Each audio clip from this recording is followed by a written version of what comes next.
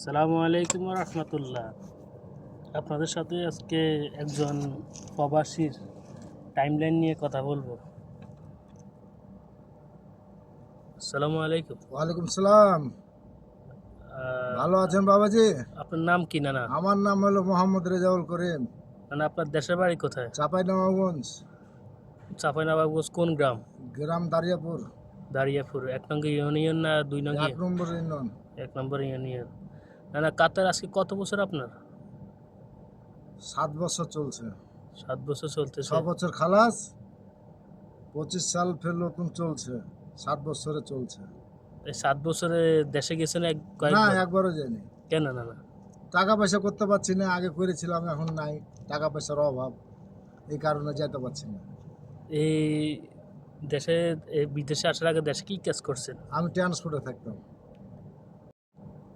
এই ট্রান্সপোর্ট। হ্যাঁ, তো ওখানে ভালো ছিলেন নাকি? ওখানে ভালো ছিলাম বাংলাদেশে।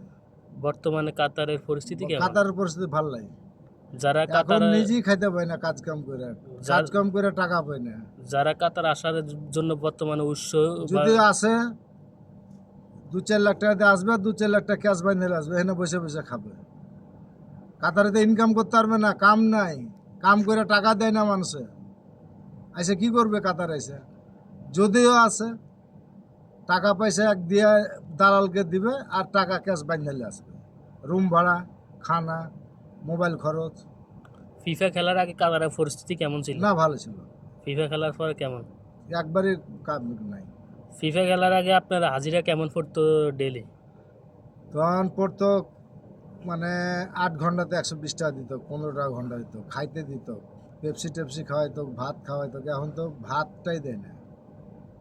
এখন কত স্যালারি কত দেয়? এখন 8-10 ঘন্টা 13 ঘন্টা কাম করে 70-80 টাকা দেয়।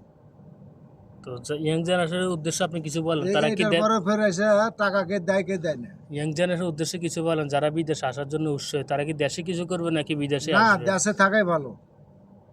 সালা- দেশে থাকলে অনেক ভালো। আপনার ছেলে মেয়ে কয়জন? আমার 4 জন, ছেলে 3 মেয়ে 1 ছেলে। ছেলে কি করে? ছেলে একটা অটো রাইস মিলে চাকরি করে। বয়স কেমন হবে? এই 18-19 বছর। তো দেশে যাওয়ার কি খেয়াল আছে ইনশাল্লাহ? হ্যাঁ, এই বিদেশ আর করবেন নাকি না, একবারে চলে যাবো। একবারে চলে যাবেন? কখন? এই 25 সাল শেষ, আমি বাংলাদেশ যে হাজির, আল্লাহ যদি বাচ্চা রাখে।